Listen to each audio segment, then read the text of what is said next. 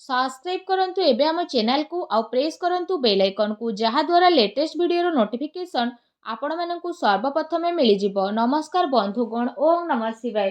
बंधुगण, आजिर वीडियो रे आमे आपण मानकु कहिबु तृतीय सप्ताह अर्थात 15 रु 21 तारिख पर्यंत समय आपणकर किपरि कटिबो, केउ प्रकारर ए सप्ताह को आपण प्लानिंग करिवे, ए सप्ताह आपणकर किपरि कटिबो, विशेष भाବରେ जदि कहबा केउ सब जिनिस रे आपणकु फायदा मिलिबो, केउ सब जिनिस रे आपणकु सावधानता अवलंबन करबाकू पड़िबो, आपणक लव लाइफ, कैरियर, बिजनेस, व्यापार ए सप्ताह रे किपरि रहिबो, ता सहित प्रतिटी दिन को आपण किपरि कटेइबे, स्वास्थ्यर महत्वपूर्ण इनफॉरमेशन मध्ये आमे वीडियो रे आपण मानकु देबु।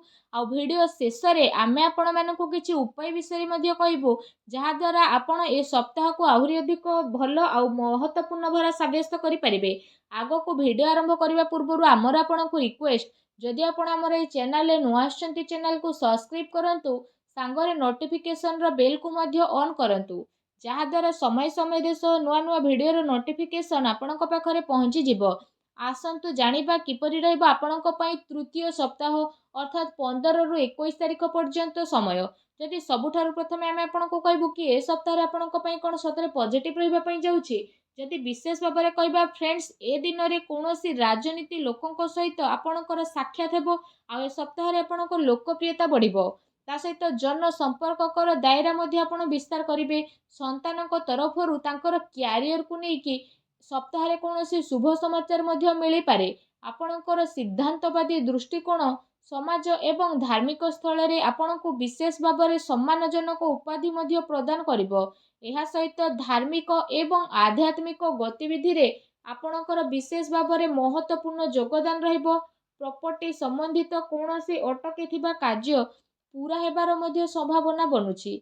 ता सहित ए दिनर समय रे आपणको बहुत भलो स्थिति रहिबो। ता सहित जदि कहिबा भाग्य एवं संतान संबंधित कार्य रे मध्ये सुविधा आपणको प्राप्त होई जिवो। आपणकर विवेक एवं आदर्शवादी स्वभाव विशेष भाବରେ आपणको पई महत्वपूर्ण उपलब्धि नै कि आसीबो। ता सहित ग्रहर स्थिति ए दिन रे आपणक पई काफी संतोषजनक रहिबो। जो लोक माने आपणक खिलाफ रे थिले से लोक माने विशेष भाବରେ आपणक पक्ष रे रहिबे, आ संबंध रे मध्ये आपणकर काफी सुधारता देखिबाकू मिलिबो। सबु कार्य ए सप्ताह रे आपणकर शांतिपूर्ण भाବରେ संपन्न हेबार नजर आसीबो। ता सहित भावुकता कारणरू वैवाहिक दृष्टिकोण आपणक काम रे सहायक प्रदान करिवो। ए दिन रे आपणकर सकारात्मक आ संतुलित भावना आपणको आगको बढ़िबा एवं निजर कार्य को सुचारू रूप रे संपन्न करिबारे मध्ये बहुत सहाय्य सहयोग प्रदान करिवो। घरे कोनोसी धार्मिक उत्सवर मध्ये विशेष भाବରେ ए दिन रे योजना बनिबो। आपण पुणी थरे निजे निजकु ताजा विशेष भाବରେ अनुभव करिवे। एहा सहित जदि कहबा अटकी थिबा पेमेंट मध्ये मिलिबा कारणरू विशेष भाବରେ आर्थिक स्थिति रे आपणकर काफी टाइम पर्यंत सुधार आसीबो, जहा द्वारा आपणको काफी खुशी मिलिबो एवं आपणक मन बहुत ही प्रसन्न रहिबो। आसंतु जानिबा ए दिन रे आपणक पई कोन नेगेटिव रहिबो। कोनोसी भी प्रकारर उधारी ठारू ए सप्ताह रे आपण दूरी रुहंतु। धन लेण देण संबंधित कार्य करिबा ठारू आपण छलना बा धोकार मध्ये शिकार होई पारंती। कोनोसी भी काम करिबारे अधिक भाबी चिंती कि निजर टाइम को लगांतु नाही। एहा द्वारा समय आपणक हातरू बाहरी मध्ये जाई पारे। सामाजिक संपर्क को मधुर बनाई के रखिबार अति आवश्यकता रहिछि, कारण केबे केबे किछि नकारात्मक पुरुणा कथा पुणी थरे मध्ये उठी पारे, जहा द्वारा जदि कहबा आपण निजर मनोबल रे काफी टाइम पर्यंत कमी अनुभव करिवे। निजर स्वभाव को पॉजिटिव बनै कि आपण रखंतु। ए कथार मध्ये आपणको ध्यान देबार आवश्यकता रहिछि कि आपणकर सरल स्वभावर किछि लोक माने भूल फायदा मध्ये उठाई पारंती, जहा द्वारा विशेष भाବରେ आपणक मनर स्थिति किछि विचलित मध्ये होई पारे। अन्यर कथा को सुलझेइबारे आपणकर केते सारा महत्वपूर्ण कार्य मध्ये अटकी पारे। कोनोसी प्रकारर जदि कहा सहित वादा करिसेंती तो ताको पूरा करंतु, नचेत समाज रे आपणकर इमेज बिगिड़ी पारे। आ किछि लाभदायक मौका मध्ये आपणक हातरू बाहर जिबार विशेष संभावना बनुछि। एहा सहित जदि कहिबा देखा देखी प्रक्रिया रु आपण दूरी के रुहंतु। ए समय रे धन संबंधित किछि नुकसानदायक स्थिति मध्ये हेबो, जहा द्वारा जदि कहबा कोनोसी भी प्रकारर निवेश को आपण ए समय रे बाहर करि दियंतु। संपत्ति संबंधित विवादीय मामला रे ଧ୍ୟାନ ରଖନ୍ତୁ କି ଭାଇଙ୍କ ସହିତ ସମ୍ବନ୍ଧ ଆପଣଙ୍କର ଖରାପ ନ ହେଉ। ପିଲାଙ୍କର ଗତିବିଧିରେ ଧ୍ୟାନ ରଖିବାର ଅତି ଆବଶ୍ୟକତା ରହିଛି। ତାଙ୍କର କୌଣସି ଭୁଲ ଆଦତ ବା ସଙ୍ଗତି ଆପଣଙ୍କୁ ପ୍ରୋବ୍ଲେମରେ ପକାଇପାରେ। ସେସବୁକୁ ସକାରାତ୍ମକ କାର୍ଯ୍ୟରେ ଆପଣ ନ୍ୟସ୍ତ କରିବା ଅତି ଆବଶ୍ୟକ ରହିଛି, ଯାହା ତାଙ୍କର ଭବିଷ୍ୟତ ପାଇଁ କାଫି ଲାଭଦାୟକ ସିଦ୍ଧ ହେବ। ଆସନ୍ତୁ ଜାଣିବା ଏ ଦିନରେ ଆପଣଙ୍କର ଲଭ୍ ଲାଇଫ୍ କିପରି ରହିବ। ଘରର ମାହୋଲ ଅନୁଶାସିତ ଏବଂ ଖୁସିଭରା ମଧ୍ୟ ରହିବ। ପ୍ରେମ ସମ୍ବନ୍ଧରେ ମର୍ଯ୍ୟାଦା ବନେଇ ରଖିବାର ଆବଶ୍ୟକତା ରହିଛି। ଆପଣ ଆପଣଙ୍କର ସମସ୍ୟାକୁ ସୁଲଝେଇବାରେ ନିଜର ଜୀବନସାଥୀ ଆଉ ପିଲାଙ୍କର ପୁରା ସହଯୋଗ ମିଳିବ, ଯାହାଦ୍ୱାରା ଆପଣଙ୍କର ଆତ୍ମବିଶ୍ୱାସ ମଧ୍ୟ କାଫି ଭଲ ବନିକି ରହିବ। ଅତି ସମ୍ପର୍କୀୟ ଲୋକଙ୍କ ସହିତ ମେଳ ମେଳାପ ଏବଂ ବୁଲାବୁଲିର ଏ ସପ୍ତାହରେ ଆପଣଙ୍କର ଛୋଟ ମୋଟ ପ୍ରୋଗ୍ରାମ ବନିପାରେ, ଯାହାଦ୍ୱାରା ଘର ପରିବାରର ବାତାବରଣ ଆପଣଙ୍କର ଖୁସିଭରା ଆଉ ସୁଖଦପୂର୍ଣ୍ଣ ରହିବ। ଆସନ୍ତୁ ଜାଣିବା ଏ ସପ୍ତାହରେ ବିଶେଷ ଭାବରେ ଆପଣଙ୍କ ବ୍ୟବସାୟ କ୍ୟାରିୟର କିପରି ରହିବ।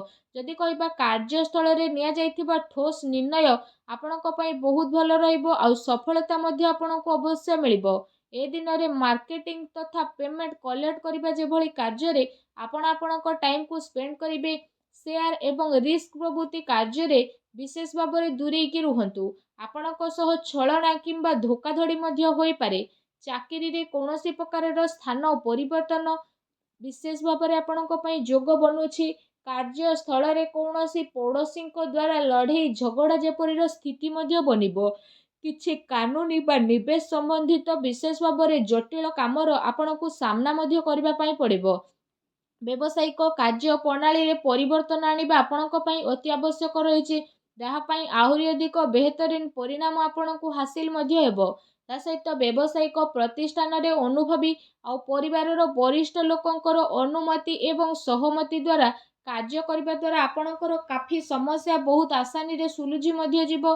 ଧନ ଲେଣଦେଣ ସମ୍ବନ୍ଧିତ କାର୍ଯ୍ୟରେ ଅଚାନକ କୌଣସି ଲାଭଦାୟକ ସ୍ଥିତି ମଧ୍ୟ ଆପଣଙ୍କର ବନିବ, ଯାହାଦ୍ୱାରା ଆପଣଙ୍କୁ କାଫି ଖୁସିର ଅନୁଭବ ହେବ।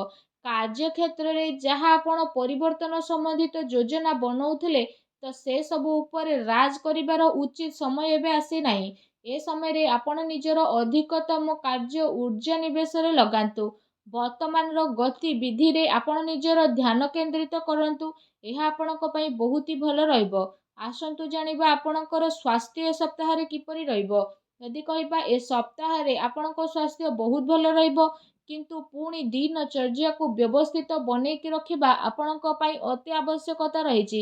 ଏହା ପାଇଁ ଆପଣ ଆପଣଙ୍କର ଖାଦ୍ୟପେୟରେ ଧ୍ୟାନ ଦିଅନ୍ତୁ। ତା ସହିତ ଆପଣ ଆପଣଙ୍କ ସ୍ୱାସ୍ଥ୍ୟକୁ ଆହୁରି ଅଧିକ ଭଲ ରଖିବା ପାଇଁ ପ୍ରତ୍ୟେକ ଦିନ ଯୋଗ କରନ୍ତୁ, ବ୍ୟାୟାମ କରନ୍ତୁ ଏବଂ ସୁସ୍ଥ ରୁହନ୍ତୁ। ଆସନ୍ତୁ ଜାଣିବା ଏ ସପ୍ତାହରେ ଆପଣଙ୍କ ପାଇଁ କ'ଣ ବିଶେଷ ଉପାୟ ରହିଛି। ଏ ସପ୍ତାହରେ ବିଶେଷ ଭାବରେ ମା ଲକ୍ଷ୍ମୀଙ୍କର ପୂଜା ଆରାଧନା କରନ୍ତୁ, ଛୋଟ ପିଲାଙ୍କୁ ଚକୋଲେଟ୍ ଦିଅନ୍ତୁ, ସାବୁଦାନାର କ୍ଷୀରି ବନାନ୍ତୁ।